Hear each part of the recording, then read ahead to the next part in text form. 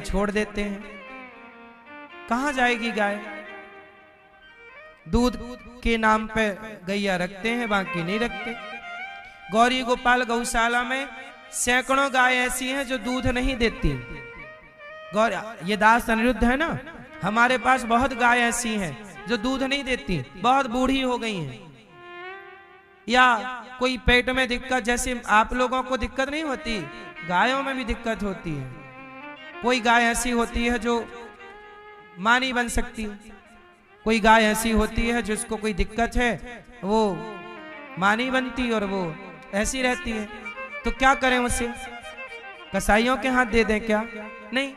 तो दूध नहीं देती, कोई बात नहीं, फिर भी हम लोग सेवा करते हैं। सैकड़ों गाय हमारे पास है, हमारे पास 100 से ज्यादा नंदी हैं, हम नंदियों की सेवा करते हैं। दूध के लालच से नहीं करते साहब। इस देश में जहां गाय की सेवा होती है ना, वहीं गोविंद होते हैं, वहीं भगवान होते हैं। गाय के दूध से जब घी निकलता है, वही घी हवन में काम आता है। बाजार के घी से आप हवन करते हो, वो घी थोड़ी होता है। स्वाहा स्वाहा, यज्ञ में हमेशा देसी गाय का घी उपयोग होता है। बाजार का घी शुद्ध है इसकी गारंटी कौन लेगा? इसलिए आजकल के यज्ञ होते हैं लेकिन सफलता नहीं मिलती, क्योंकि वहां शुद्धि नहीं है ना। भगवान ने कहा कि बछड़े दूध पी जाते हैं, नहीं पिलाती गोपियां तो हम छोड़ देते हैं। मैया बोली लाला, गोपियां बोली मैया तेरे लाला ने हमें, मथुरा जा रही थी, सारी मटकी तोड़ दी यादारी के ने। मैया बोली लाला तो असूद हम करें? कन्हैया बोले मैया ये सारो मक्खन निकाल के मथुरा में बेचाएं और घर के बच्चों को ना मक्खन खवाएं, या ताई हम सबके घर में जाए के नेक मक्खन खायो करें और सवन के मित्रन के संग जाए के और थोड़ी थोड़ी सेवा किया करें। अब भैया सारे ग्वाल वालों की टीम बना बना के भगवान और छींके पे रखा मक्खन खा लेते हैं। इस तरह बाल लीला करते हैं। गोपियां शिकायत नहीं करती भगवान की, शिकायत के बहाने भगवान का दर्शन करना चाहती हैं गोपियां। बोलो हाँ।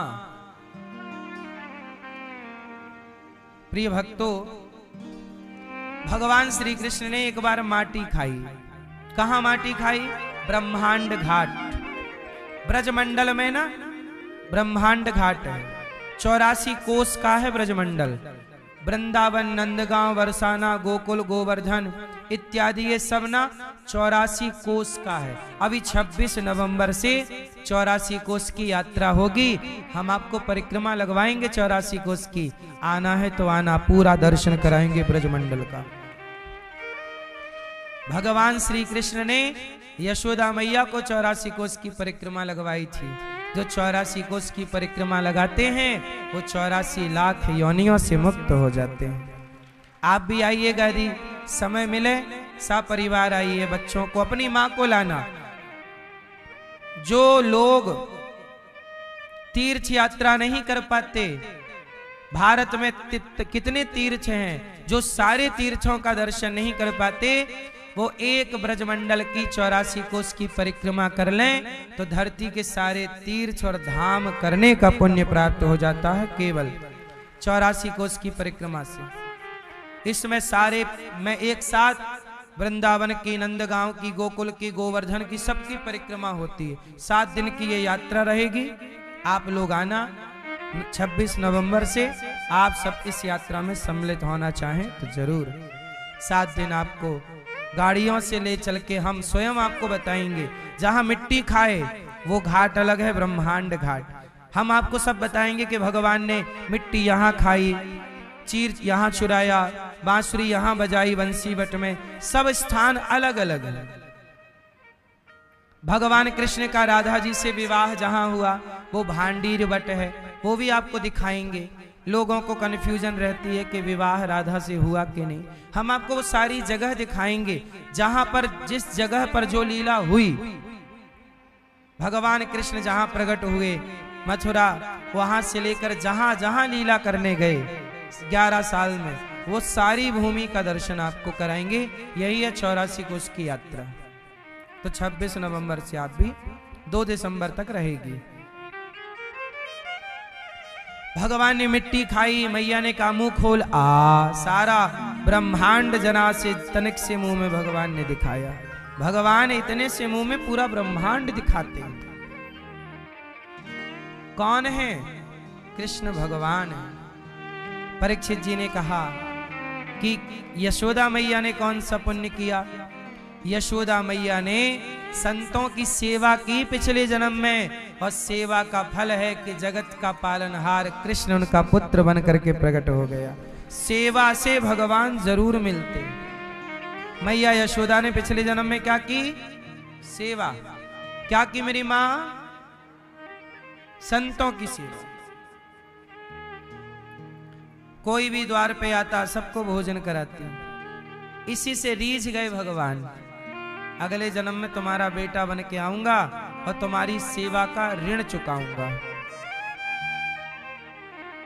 समझ रहे हो आप? इसलिए कहता हूं सेवा ही परमो धर्म। इस धरती का सबसे बड़ा धर्म क्या है? सेवा। सेवा किया करिए। भगवान माला जपने से मिलेंगे कि नहीं ये मुझे नहीं पता, पर दीन दुखियों की सेवा करिए, निश्चित भगवान आपको प्राप्त होंगे। भगवान को पाना है, सेवा का आश्रय लो। एक दिन मैया ने लाला को बांध दिया उखल से। एकदा गृहदासीसु यशोदानंद गेहनी कर्मांतर नियुक्तासु निर्ममंथ स्वयं दधी। एक दिन मैया ने दही मंथन किया, और लाला दही मंथन जब कर रही थी मैया, तो लाला साड़ी पकड़ के खड़े हो गए। मैया मुझको दूध पिलाए दे। दूध पीने के लिए भगवान लालायित हो गए। मैया बोली नहीं, तुझे मक्खन खिलाऊंगी। भगवान बोले नहीं, दूध पीना। मक्खन खाऊंगी, मक्खन खिलाऊंगी, नहीं नहीं दूध। भगवान को फिर मैया ने दूध पिलाना शुरू किया। दूध पिला रही थी भगवान को मैया कि चूल्हे पे ना दूध रखा था पकाने के लिए कि ये दूध कन्हैया को पिलाऊंगी, पर कन्हैया ने तो माँ का दूध पी लिया। तो चूल्हे का दूध उफनने लगा। चूल्हे पे पक रहा दूध, सोचा कि मैं कृष्ण के काम तो आया नहीं, मैया ने अपना दूध पिला के पेट भर दिया, अब मैं क्या करूं? तो बेचारा आग में कूद कूद के बोला कि अब जी के क्या करूं, मर जाऊं, कृष्ण के काम तो आया नहीं, इसलिए उफनने लगा। दूध उफन रहा। मैया उतारने गई, कन्हैया को छोड़कर दूध उतारने गई। भगवान ने घर की सारी मटकी तोड़ दी। भगवान कृष्ण ने घर की सारी मटकी क्यों तोड़ दी?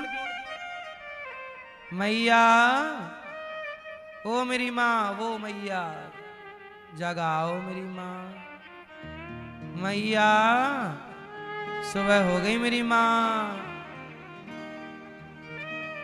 भगवान श्री कृष्ण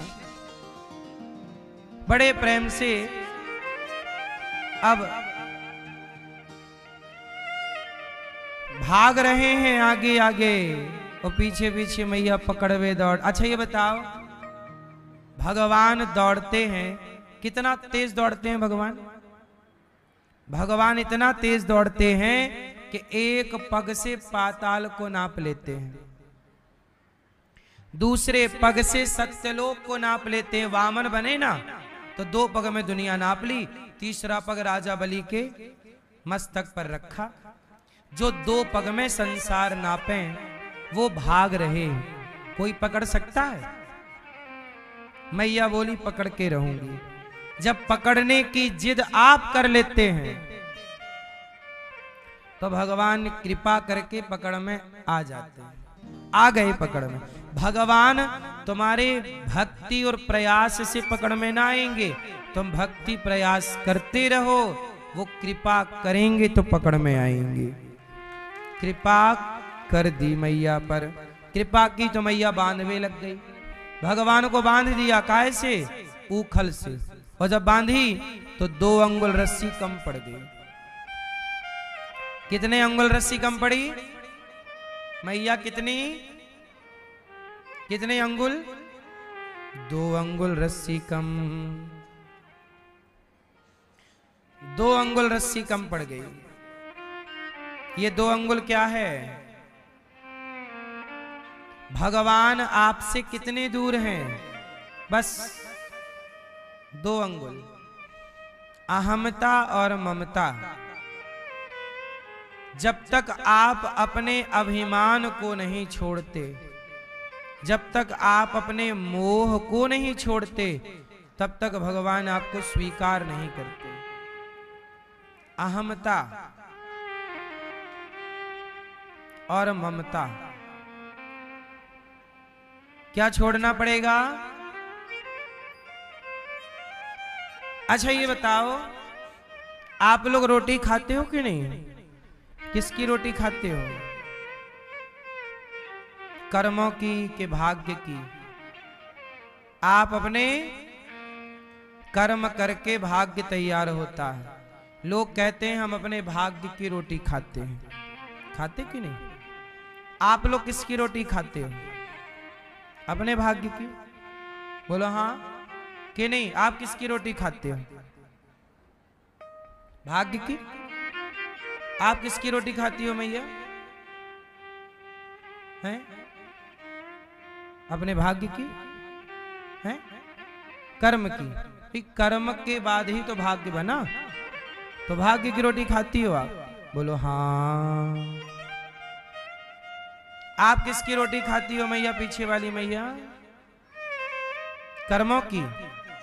अपने कर्मों की रोटी मैया खाती हैं। मैया आप किसकी रोटी खाती हो मेरी माँ? पीछे वाली मैया, लाल मैया? नहीं खाती हो रोटी? भात ही भात खाती हो। एक टट्ठ भात खा जाती है मैया, रोटी नहीं खाती मैं। आप लोग कह रहे हैं कि आप भाग्य की रोटी खाते हैं, लेकिन मैं आपको एक बात बताऊं कि आप लोग अपने भाग्य की रोटी खाते होंगे, पर ये दास अनिरुद्ध ना, हम भाग्य की रोटी नहीं खाते, ना कर्म की रोटी खाते। फिर हम तो भगवान कृष्ण की, भगवान श्रीमन नारायण के कृपा की रोटी खाते हैं। हमारे भाग्य में पेट भर के, पेट भरना भी तो नहीं लिखा।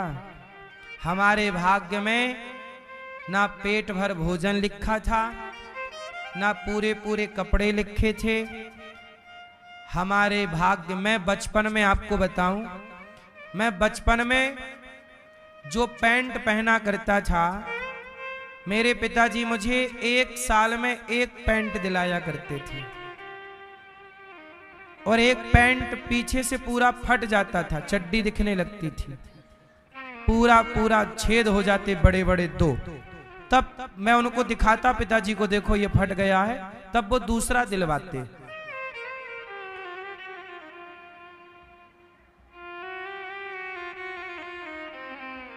कपड़े नहीं थे पहनने के लिए।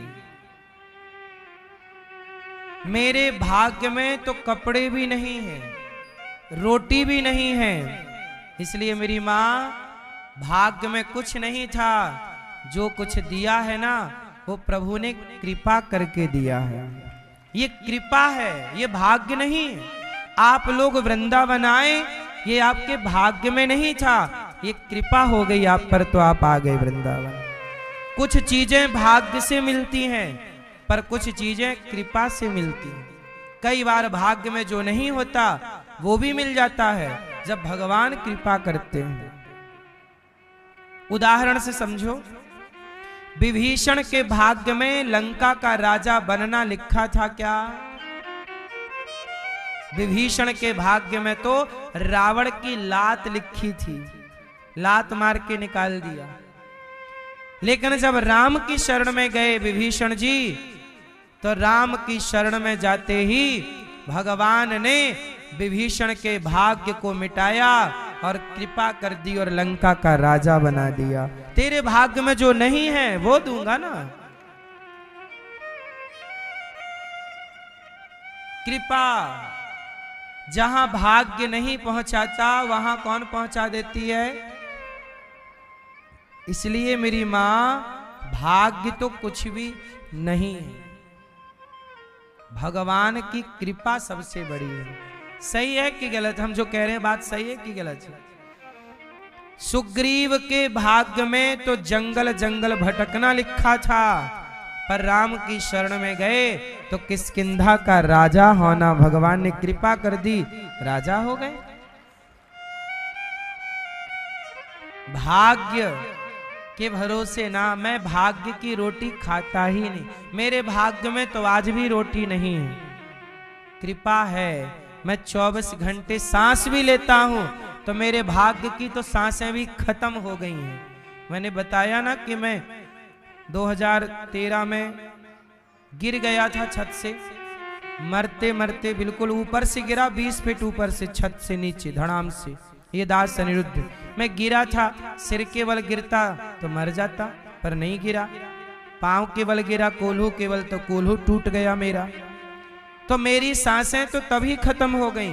मेरे भाग्य में तभी तक की जिंदगी थी, बची हुई जिंदगी भाग्य की नहीं है, ये तो मेरे कृष्ण की कृपा से मैं जीवित हूं। बची सांसें कृपा से प्राप्त है। इसलिए मेरी मां वो दयालु है, इसलिए उनका नाम है दीन दयाल। दीनों पर दया, न जाने कौन से गुण पर दया निधि रीझ जाते हैं। इसलिए ईश्वर की कृपा का अनुभव किया करो। करना चाहिए कि नहीं? सच बता रहा हूं मेरी मां, मैं कोई गलत नहीं बोल रहा हूं। मैंने आज तक देखा है भाग्य कुछ भी नहीं होता, भाग्य वाले लोग भी परेशान हैं। कृपा, इसलिए कहता हूं कि भगवान की शरण में रहो। तुम्हारे भाग्य में क्या, अर्जुन के भाग्य में क्या महाभारत जीतना लिखा था? बोलो, कृष्ण ना होते तो बताओ अर्जुन महाभारत जीतते क्या? थी ताकत अर्जुन की? बोलो, कृष्ण ना होते महाभारत में पांडवों के पक्ष में तो पांडव जीवित भी ना होते, पहले दिन के युद्ध में ही मर जाते पांडव। यदि पांडव महाभारत जीते तो उनके भाग्य में ये जीत नहीं थी, ये तो कृष्ण की कृपा से उन्हें ये जीत प्राप्त हुई। आप सहमत हैं इस बात से कि नहीं? बोलो हाँ। मैया क्या बोलती तू? सहमत हो इस बात से? भाग्य नहीं मेरी मां। लोग कहते हैं भाग्य में होगा तो मिलेगा, भाग्य में होगा तो मिलेगा। अरे मैं कभी नहीं कहता कि भाग्य में, आज तक मैंने कभी नहीं कहा, सच कह रहा हूं मैं। ये दास अनिरुद्ध, मैं झूठ बोलने से बचता हूं।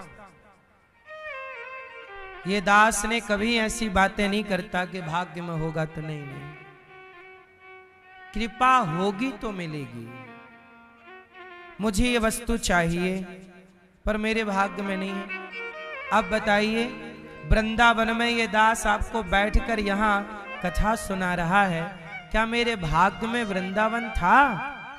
वृंदावन में रहना मेरे भाग्य में लिखा था? नहीं था। ये तो बिहारी जी की कृपा है, मेरे श्रीमन नारायण की कृपा है तो उन्होंने चरणों में स्थान दिया है, वरना ये मेरे भाग्य का खेल तो नहीं था। क्या कहते हो आप? आप लोग भाग्य से थोड़ा ऊपर सोचा करो। ईश्वर की शरण में ये कुछ कहते नहीं है, इसका मतलब ये नहीं है कि ये कुछ कह नहीं सकते। ये कुछ करते नहीं है, इसका मतलब ये नहीं कि ये कुछ कर नहीं सकते। ये कुछ देखते नहीं है, इसका मतलब ये नहीं है कि कुछ देख नहीं सकते। ये कुछ ना करते हुए भी सब कुछ करते हैं, ये ना देखते हुए भी सब कुछ देखते हैं। ये ना सुनते हुए भी सब कुछ सुनते हैं और ना कुछ बोलते हुए भी सब कुछ बोलते। बिनु पग चलहि सुनहि बिनु काना, कर बिनु कर्म करहि विधि नाना। ये बिना हाथ के सब काम कर देते हैं। जा पर कृपा राम की होई, ता पर कृपा करें सब कोई। भगवान की कृपा होती है ना तो दुश्मन भी आपसे अच्छे से बात करता है, और कृपा ना हो तो तुम्हारा अपना बेटा भी तुमसे रॉन्ग बात करता है। कृपा होगी तो कोई तुम्हारा बिगाड़ ना पाएगा। बोलो हाँ। इसलिए ईश्वर की कृपा देखो ना, अभी अहमदाबाद में प्लेन क्रैश हो गया, सारे यात्री बेचारे जिंदा जल गए। 245 यात्री थे लगभग उस विमान में, सारे ही जल गए पर एक बचा। एक ऐसे बचा कि उसका एक बाल भी नहीं जला। जहां सब कोई जल गया उसी प्लेन में एक ऐसा भी था जिसका एक रोमा भी नहीं जला। क्या कहोगे आप? भगवान ने बता दिया ना कि मैं जिसे बचाऊं ना साहब, वो आकाश से गिर के भी बच सकता है। मैं हूं। है कोई शक्ति जो ये सब खेल रचा रही है? तुम्हें बता, सारे मरे थे तो वो भी मर जाता, नहीं मरा। बताना था ना तुम्हें कि भाई मैं हूं, मुझे भुलाओ ना। आग में ताकत नहीं कि जिसे मैं बचाऊं उसे जला सके। पहाड़ से गिरा हुआ भी बच जाए यदि कृपा है, और कृपा ना हो तो आदमी वॉशरूम में गिरता है, मर जाता है। क्यों भैया? तनिक सा पांव फिसला, तनिक खड़ा खड़ा गिर गया, मर गया।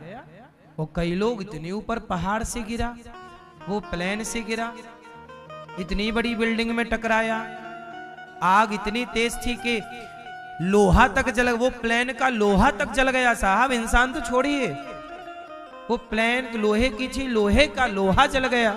इतनी तेज वहां ताप था आग का, लेकिन वो एक बच गया। इसलिए कृपा, कृपा की ना होती जो आदत तुम्हारी, तो सोनी ही रहती अदालत तुम्हारी। सच बताओ, आप लोग कृपा का अनुभव करते हो कि नहीं? नहीं करते तो आज से करना। आप चल पाते हो, ये कृपा है, वरना लोग लंगड़े होते हैं। आप देख पाते हो, ये कृपा है, वरना लोग अंधे होते हैं। आप सुन पाते हो, ये कृपा है, वरना लोग बहरे हैं। आप अपना काम खुद कर पाते हो, ये कृपा है, वरना लोग अपाहिज हैं। बोलो हाँ मैया कृपा। कहते हैं ना, मुझे वृंदावन बुलाया, ये कृपा नहीं तो क्या है। मुझे वृंदावन बसाया, ये कृपा नहीं तो क्या। ये कृपा नहीं तो क्या है? क्या दिखता है आपको? तो भगवान को बांधने चली मैया, 2 अंगुल रस्सी कम पड़ गई। कृपा मानो, आज तुम्हें भगवान ने 4 पैसे दिए हैं, घमंड ना करना, ये कृपा है। आप किसी को रोटी खिला रहे हो, 2 पैसे दान कर रहे हो, कुछ दान पुण्य करने योग्य हो, तो ये कृपा ही तो है कि आपको ईश्वर ने देने के योग्य बनाया है। बोलो हाँ, वरना दुनिया तो हाथ पसारे खड़ी है। लेकिन आपको ईश्वर ने ऐसे बनाया है और दुनिया ऐसे खड़ी है, तो कृपा नहीं है। इसलिए आप देने योग्य हैं। आप सब सहयोग करते हो, देते हो, तो गौरी गोपाल आश्रम में माताओं की सेवा, हजारों संत गौरी गोपाल में भोजन करते हैं। कल से दिल्ली से वृंदावन की ओर सनातन यात्रा स्टार्ट हो रही है। उस यात्रा में लाखों हिंदू सम्मिलित हो रहे हैं और उस यात्रा में सब हिंदू सनातनियों को भोजन की सेवा ये दास अनिरुद्ध को मिली है और गौरी गोपाल भगवान की रसोई उस सनातन यात्रा में रहेगी, जहां कम से कम 25 से 30 लाख लोग भोजन करेंगे 9 दिन के अंदर। तो आप लोग भी पूज्य बागेश्वर धाम सरकार की ओर से जो यात्रा चालू हो रही है कल से, उस यात्रा में सभी सनातनियों को भोजन गौरी गोपाल रसोई की ओर से वहां प्रदान किया जाएगा। तो आप देखिए, मैं आप लोगों से भिक्षा मांग मांग कर आप सबकी सेवा ही तो कर रहा हूं। अन्नदान धरती का सबसे बड़ा यज्ञ है। अन्नदान इस धरती में सबसे बड़ा पुण्य है। इस दान से बड़ा कोई दान नहीं हो सकता। क्यों मेरी मां? गौरी गोपाल आश्रम में वर्षों से अखंड रसोई चल रही है, हजारों संत भोजन कर रहे, अन्न क्षेत्र चल रहा। ये दास आपसे कहेगा कि आप भी थोड़ा दान करो। मेरे कहने से यदि आप दान कर दोगे तो आप दान करके शायद भूल जाओ, लेकिन जो आपने दान किया है वह पुण्य आपको मिलकर ही रहेगा। वह पुण्य कभी नष्ट ना होगा। कहते हैं ना, पुण्य करने से धन वृद्धि होती है, धन की वृद्धि होती। बाढ़े पूत पिता के धर्मा, माँ बाप के पुण्य से बच्चे नाम इज्जत कमाते हैं। एक ब्राह्मण थे, एक कथा सुनो जरा सी। एक ब्राह्मण थे, बहुत गरीब थे। पंडितानी थी, पंडित जी थे। पंडित जी बेचारे भिक्षा मांग कर लाते। पंडितानी बोलती कि आज तो कुछ भी नहीं है, क्या बनाऊं भोजन। कोई अतिथि आ जाता तो बेचारे दोनों लज्जा के मारे हाथ जोड़ के खड़े हो जाते। हे अतिथि देवता, आप पानी पी लीजिए, केवल आपके लिए हम लोग खुद आज कुछ खाए नहीं, आपको कैसे, एक दाना नहीं है घर पे। लेकिन वो पंडित जी ना दिन भर पूजा करते, दिन भर नाम जप ध्यान, बड़े भक्त थे भगवान के। पंडितानी बोली कि आप इतने बड़े भक्त हो, अपन लोग इतने गरीब क्यों हैं?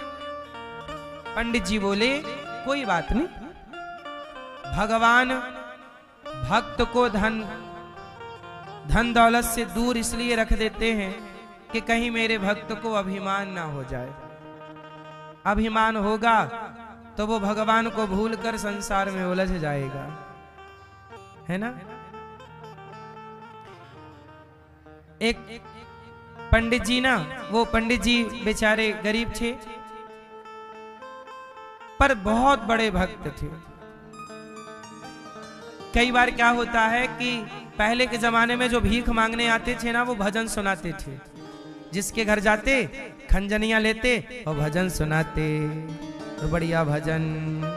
एक मैया, बड़ी देर हो गई, गुरुजी एक भिखारी आया, भजन सुनाने लग गया और भजन सुनाया, अंदर से कोई निकला ही नहीं भिक्षा देने।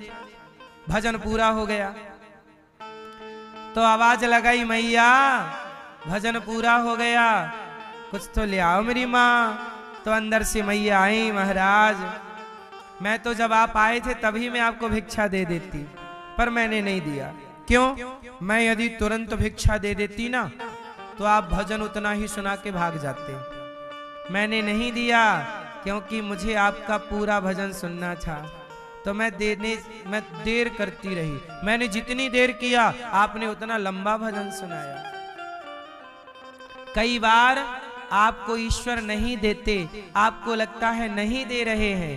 कई बार भगवान आपको पसंद करते हैं कि आप पहले मुझे पुकारो। आपका भजन, आपका कीर्तन, आपका पुकारना उन्हें अच्छा लगता है, तो भगवान देने से डर जाते हैं कि कहीं मैंने से धन दिया, कहीं ये भूल ना जाए। पहले आप प्रॉमिस करो कि प्रभु आप मुझे धन दोगे तो मैं आपको भूलूंगा नहीं, तब तो भगवान भर देंगे आपको धन से। पर ये प्रॉमिस करो कि प्रभु मैं धन पाकर आपको, हे नाथ मैं आपको कभी भूलू नहीं। बोलो हे नाथ मैं आपको कभी भूलू नहीं। वरना आजकल ना लोग जरा पा लेते हैं, भूल जाते हैं भगवान को।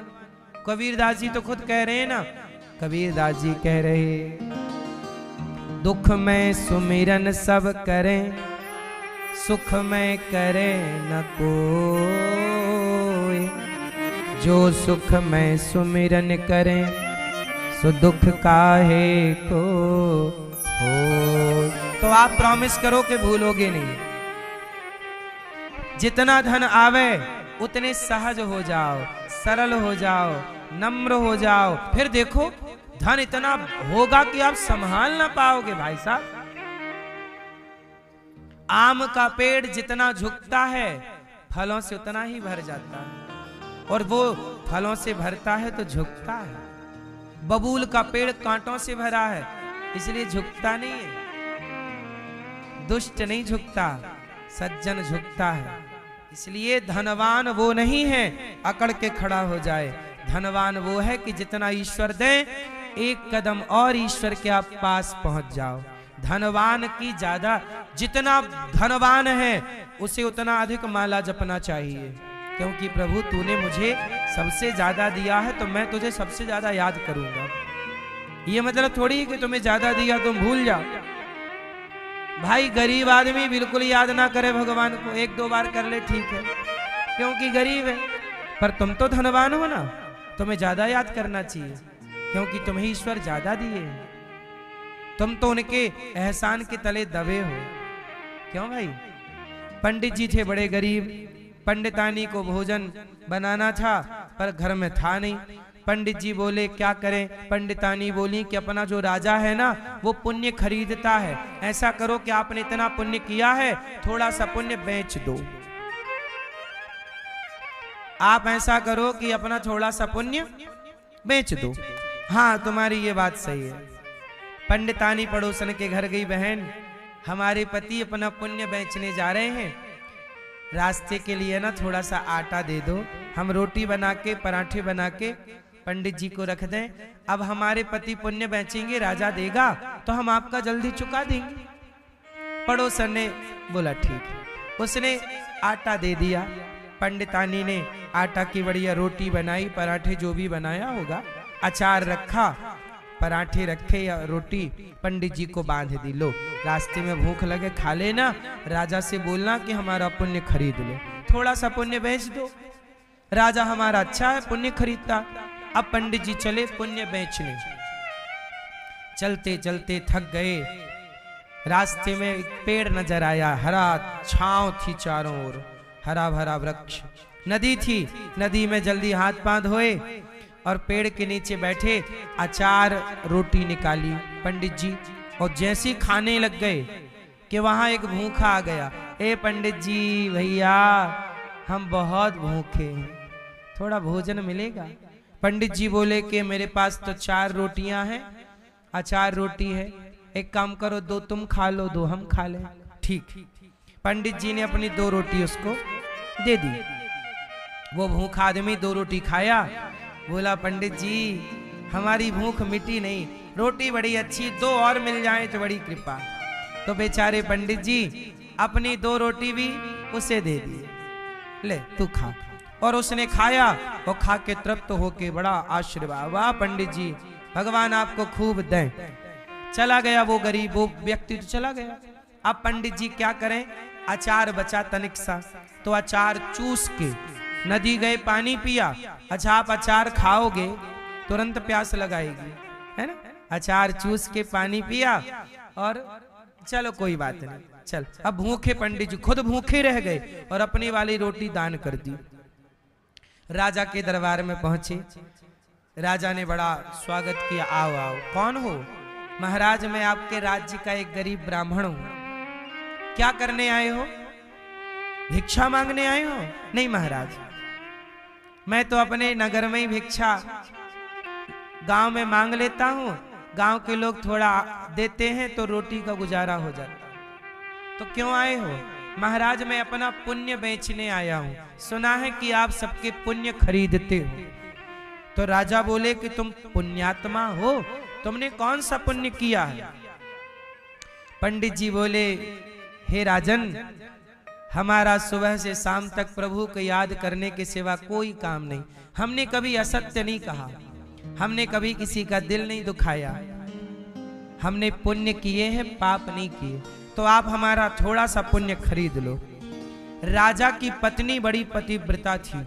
राजा अपनी पत्नी के पास गए और बोले, सुनो, ये पंडित जी आए हैं, अपना पुण्य बेचना चाहते हैं, जरा तुम देखकर बताओ कि पंडित जी का कौन सा पुण्य खरीदने योग्य है। तो जो राजा की पत्नी थी वो बहुत बड़ी पतिव्रता थी, तो उसने अपने पातिव्रत धर्म के बल से देखा और वो जान गई। उसने कहा कि आज ही इन्होंने अपनी 4 रोटियों का दान किया है किसी भूखे को, वो 4 रोटियों का पुण्य खरीद लो आप। राजा बोले, पंडित जी आज आपने 4 रोटी का दान किया है, वही वाला पुण्य बेचोगे? पंडित जी बोले, हाँ हाँ बेच देंगे, खरीद लो। तराजू बांधी गई, तराजू के एक पलड़े पर एक तुलसी का पत्ता रखा गया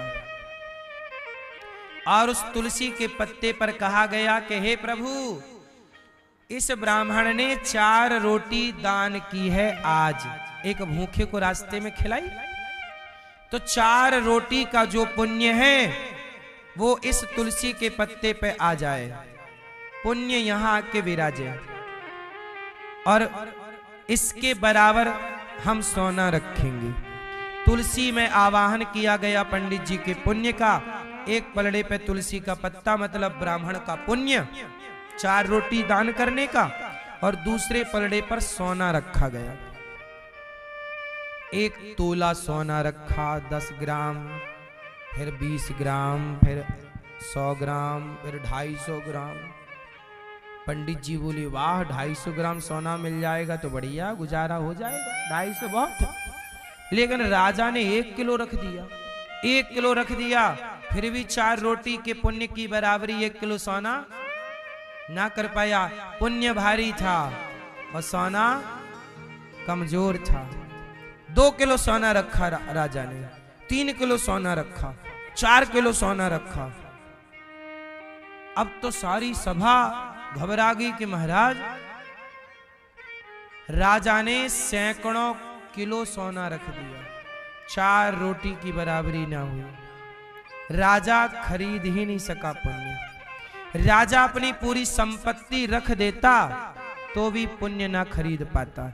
राजा पत्नी के पास गया, उसकी पत्नी बड़ी पतिव्रता थी। बोला कि देवी, 4 रोटियां, 4 रोटी की बराबरी मेरा खजाना नहीं कर पा रहा है, क्या बात है? तब राजा की रानी ने कहा, महाराज आप प्रयास ना करो, आप ब्राह्मण का पुण्य नहीं खरीद सकते। क्यों? क्योंकि ब्राह्मण ने स्वयं भूखे रहकर अपने हक की रोटियां किसी भूखे को खिलाई है। और जो व्यक्ति स्वयं भूखा रहकर दूसरे का पेट भरने की सोचता है, उसका पुण्य इतना होता है कि उसे भगवान मिलते हैं। उसकी बराबरी कोई सोना चांदी नहीं कर सकता। इसलिए आप हाथ जोड़ लो, आप ब्राह्मण का पुण्य नहीं खरीद सकते। राजा चरणों में गिरे, कहा, महाराज आपकी 4 रोटियों का मैं पुण्य नहीं खरीद पाया तो आपकी तपस्या का पुण्य क्या खरीदूंगा। महाराज मैं ये सारा सोना चांदी आपको देता हूं, आप रखो। तब ब्राह्मण बोले कि राजन, तू इतना सोना वाला होके भी मेरे चरणों में पड़ा है, तो तेरे से अमीर तो मैं ही हूं। अब तू अपना पैसा तू रख। यदि मुझे मेरे भगवान 4 रोटी दान करने से प्रसन्न है तो मैं यूं ही भिक्षा मांग मांग कर जो रोटी मिलेंगी उसी से दान पुण्य करता रहूंगा। अभी तक तो मुझे लगता था कि हम गरीब हैं, पर आज पता चला कि गरीब मैं नहीं राजा, गरीब तो तू है। तू इतना गरीब है कि 4 रोटी के पुण्य को खरीद ना सका। बोलो, मेरी संपत्ति आप ना खरीद पाए तो आप गरीब हुए और मैं अमीर हुआ, मेरा पुण्य आप नहीं खरीद पाए? क्यों भाई? इसलिए धन वाला व्यक्ति अमीर नहीं है, जिसके पास पुण्य की कमाई है वो अमीर है। इसलिए मीराबाई कहती हैं, पायो जी मैंने राम रतन धन पायो। भक्ति, भजन, सेवा वो धन है जो हमारा साथ यहां से लेकर वहां तक साथ देती है। इसलिए मेरी मां, आपसे मेरी प्रार्थना, पुनः अन्न दान करो। गौरी गोपाल आश्रम में हजारों संत भोजन करते हैं। एक दिन का भोजन आप कराओगे कि आज की सेवा हम करेंगे, संतों को अन्न दान हम करेंगे, रोटी हम देंगे, कितना बड़ा पुण्य होगा आपका। ये देखो हजारों साधु संत भोजन करते हैं नित्य। गौरी गोपाल अन्न क्षेत्र में आकर एक दिन की सेवा आप ले लो कि कल की भोजन की सेवा संतों की हम करेंगे। यहाँ हजारों भक्तों को अखंड रसोई बंटती है। 25 से 30 हजार लोग पर डे भोजन करते हैं। 1 लाख रोटियां रोज बनती हैं गौरी गोपाल में। 1 लाख रोटियों में 1-2 रोटी आप भी दान करना चाहो तो कर लो। आप देखो, आप दान करोगे तो उसका फल आपको ही मिलना है। गौरी गोपाल भगवान की रसोई ऐसी है 24 घंटे चलती है। आप लोगों ने प्रसाद पाया कि नहीं? गौरी गोपाल जी की रसोई में कितने लोगों ने प्रसादी ग्रहण की? जो हम बोल रहे हैं कि 24 घंटे यहां भोजन अखंड रसोई चल रही है, ये बात सही है कि गलत है? सही है ना? आज के युग में कुछ लोग झूठ बोलते हैं, लेकिन ये दास आपसे कहता है कि यदि मैं झूठ बोल रहा हूं तो आप आओ और अपनी आंखों से देखो कि अनिरुद्धाचार्य झूठ कह रहा कि सच कह रहा। आप आइए और देखिए, हजारों भक्त यहां रोज भोजन कर रहे हैं। ये बात सही है कि गलत है? इसलिए अब सोचिए, सारी सेवा कहां से हो रही है? आप लोगों से भिक्षा मांग मांग कर समाज की सेवा होती है। इसलिए आप भी इस सेवा में अपने सहयोग की आहुति डालो, थोड़ा थोड़ा सहयोग कीजिए। आप भी करने योग्य हैं तो कीजिए। आज हमारे तो बाबूजी आए, उन्होंने सारी सेवाएं अपने सहयोग से की, संतों को भोजन कराया।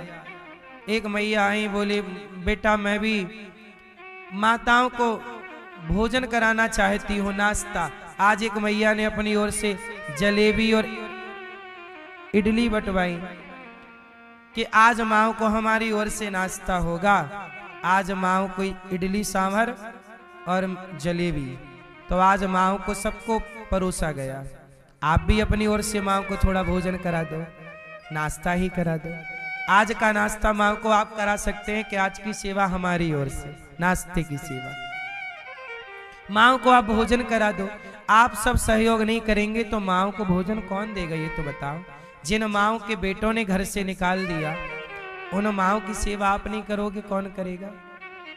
गौरी गोपाल वृद्धाश्रम में 311 माए रहती हैं। मैया कहाँ से आई हो मेरी माँ? नया रायपुर, छत्तीसगढ़। छत्तीसगढ़ से।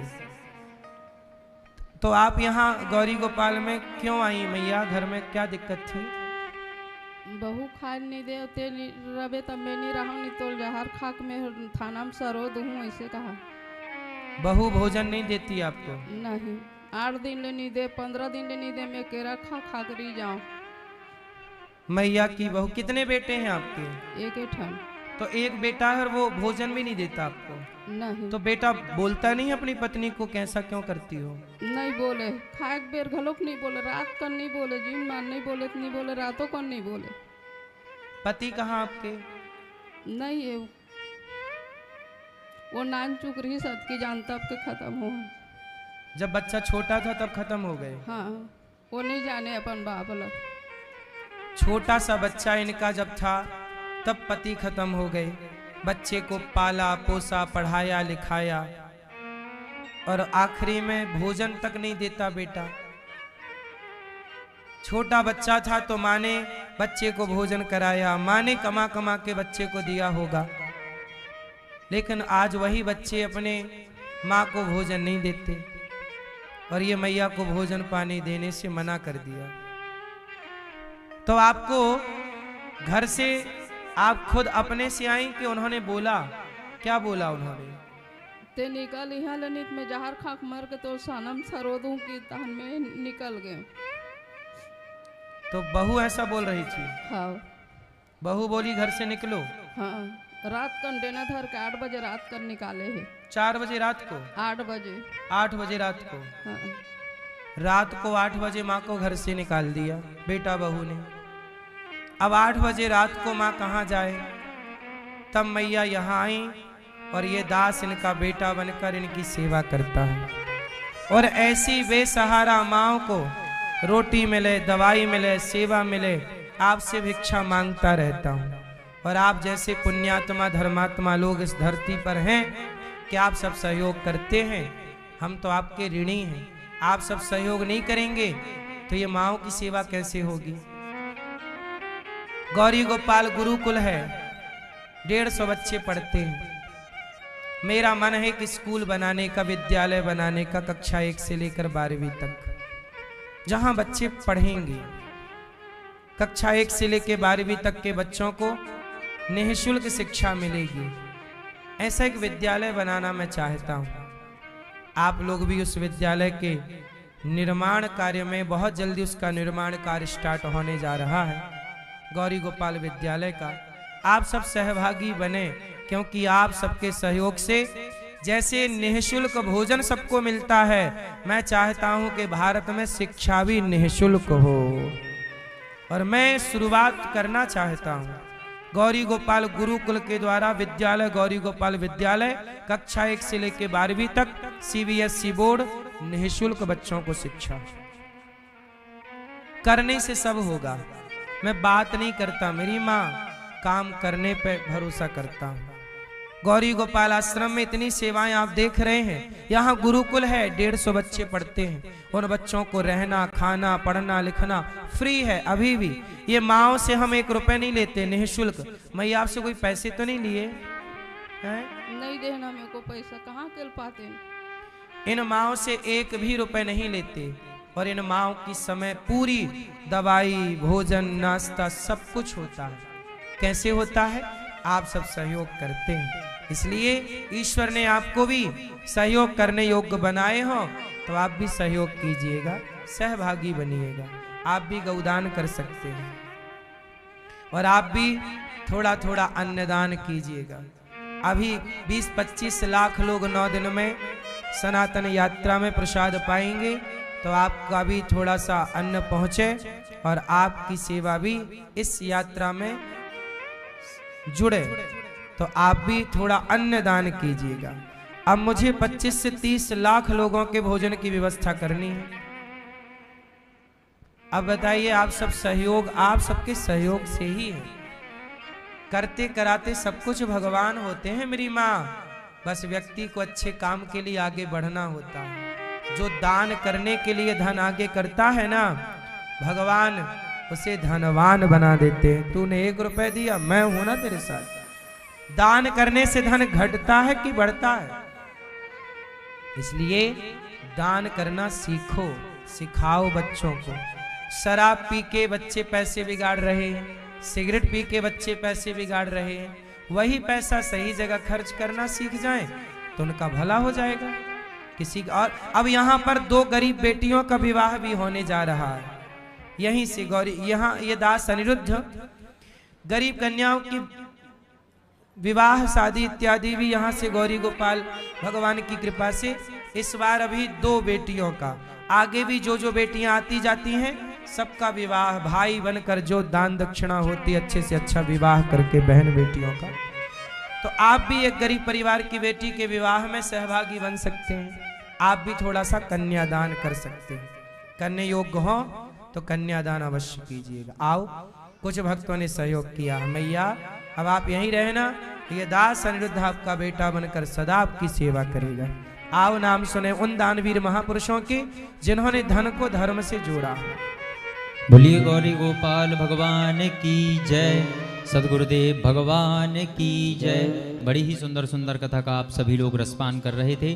कुछ दानवीर महापुरुषों ने गौरी गोपाल आश्रम में चल रही सेवाओं में सहयोग के हाथ बढ़ाए हैं और अपने धन को धर्म से जोड़ करके किसी बेसहारे का सहारा बना है, किसी भूखे को भोजन कराया है, किन्हीं ने साधु संतों को भोजन कराया है। जितनी भी यहाँ पर सेवाएं चल रही हैं उन सेवाओं में सहयोग के हाथ बढ़ाए हैं। उन दानवीर महापुरुषों के हम नाम श्रवण करते हैं। मूर्खलाल जी,